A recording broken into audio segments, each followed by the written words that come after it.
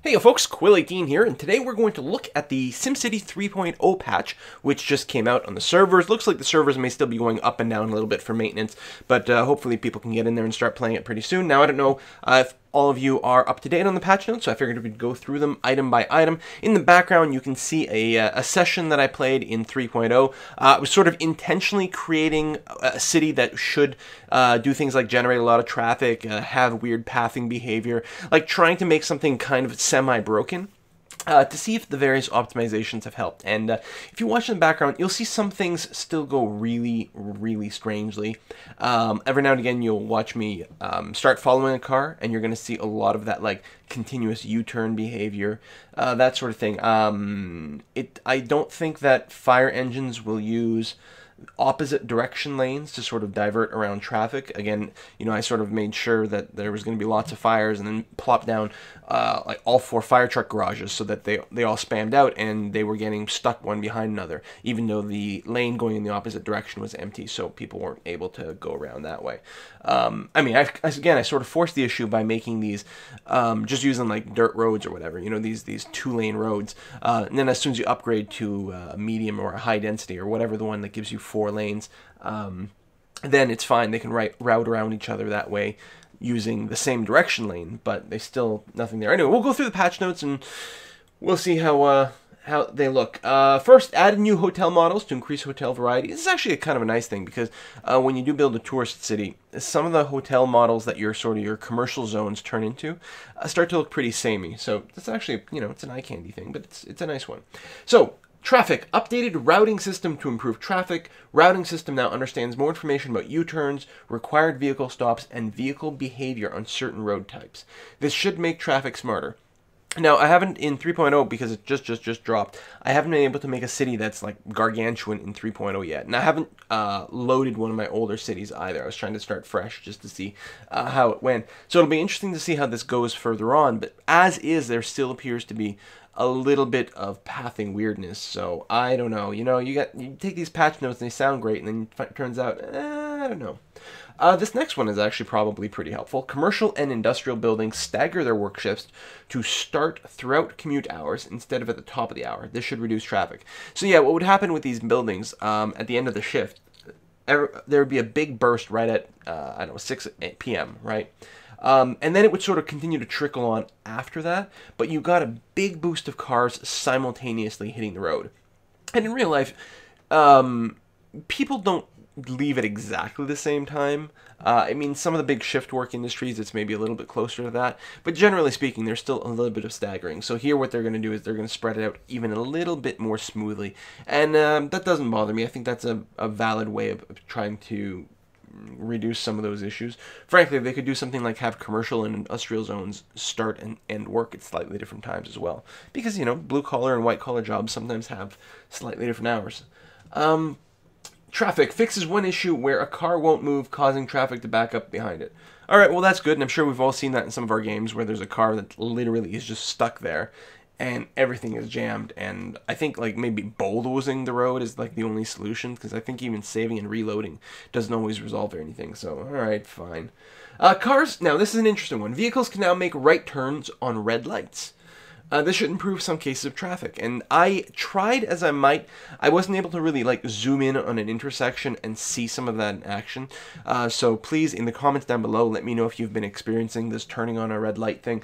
Hopefully that should really make a difference in the larger cities. One of the, like, this is related to the change that medium density roads will generate traffic lights now. That I don't think that came out in 3.0. I think that came out in the last patch, actually. And at the time, that sounded really bad because people were using these medium-density roads intersecting with avenues and taking advantage of the fact that traffic lights weren't being generated at that point. And so then they changed it so that you would get a set of traffic lights. And but the promise was that traffic light behavior would be smaller with that change. So, and certainly making a red on a red light is certainly going to improve things quite a bit if it's happening. And, you know, it's one of those, like, how effective is it in practice? But it seems like it should be in theory. Trading trading polish that will improve regional traffic when one city has a lot of jobs and its neighboring city has a lot of workers.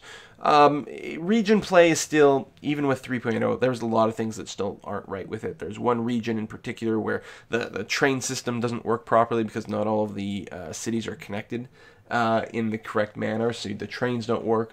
Little things like that. I'm still not convinced that region play is stable, and to me that's one of the big reasons that I haven't been as motivated to play SimCity lately, is because you go in with these sort of grand plans for regions, and the cities somehow don't stay synced up and don't share services properly, or you get disconnection errors even in this little test game. And I mean, yeah, okay, it's patch day, and patch days for online games are always kind of sketchy. But you'll see that I disconnect several times in there, and I had something running in another window that confirmed the fact that my internet wasn't dropping at that point. It was just not able to communicate with the server. So that still bodes poorly for region play, and that's pretty demoralizing. Air pollution fixed more issues where cities that placed air pollution buildings received large amounts of air pollution from unknown sources. Alright, it may have been affecting me, it may not have been affecting me. It's one of those I didn't necessarily notice that there was a bug. So yay, thank you for fixing it, sure. Service vehicles, fix for disappearing service vehicles on cities fix for disappearing service vehicles on cities whose vehicles had disappeared before update 2. I think they need to patch their patch notes. School buses, fix for issues where school buses were getting stuck in neighbor's city or ecology. That would definitely be a problem. There's going to be a couple more of these, I think. So I think that's related to this sort of region play. And maybe part of the reason that the region play breaks down is actually the idea that your various service vehicles are getting stuck in another town. And that would certainly be bad. Tuned audio on French police station, man, because that's been an issue since the game was released. Just incredibly loud sounds on there. Trading, fixed issue where fire services were not trading consistently between a couple of specific towns in Whitewater Valley. Sewage trading, sewage will now take a more direct route to regional sewage plant instead of throughout the city. This might resolve the issue that I had in the last game that I was playing in 2.0, where I had exporting sewage turned on, but I also had my own sewage plant. The idea being, like, if my sewage plant became overloaded, I could still sell the excess out to the city, or I would purchase sewage capacity from, my region, that sort of thing.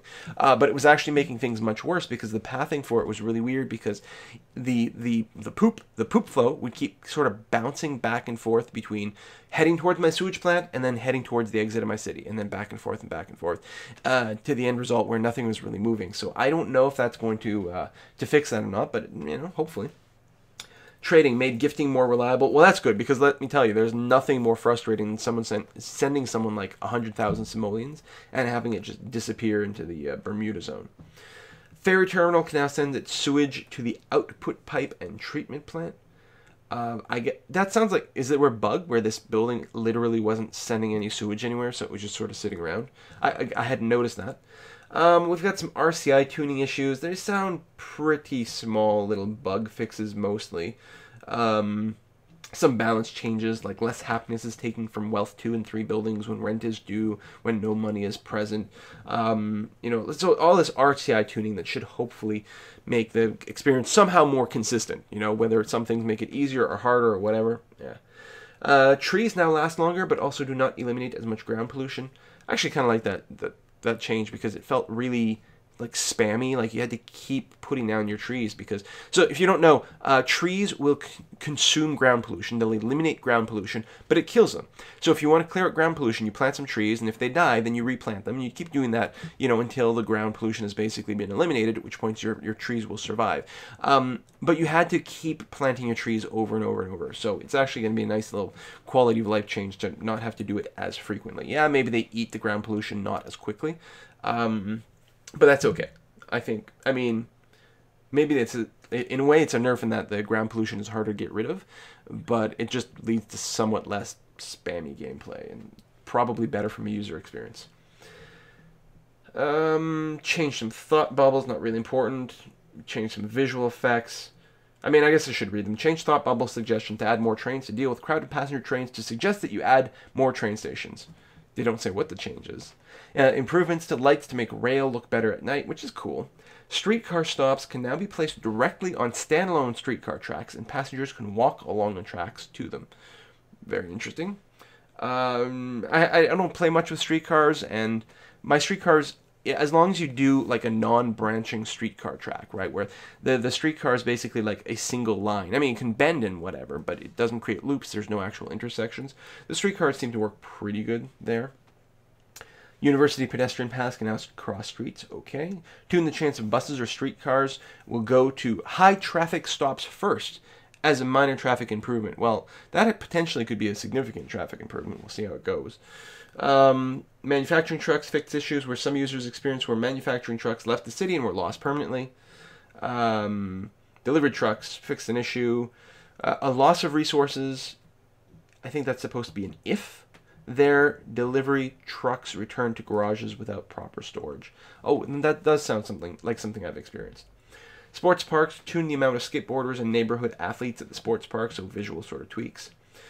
Zones are now visible in the heavy data layers. Edit mode, add more valid snap points in edit mode. This improvement is most noticeable on parks. Okay, I mean, I haven't done a whole lot of that park chaining, but it's kind of a neat idea. I could probably use more of that on casinos, to be honest. And finally, addressed some cases where buildings would stack on one another. So the big change this patch, just like pretty much every patch that has come out since the beginning of the game, is, hey, we've improved traffic.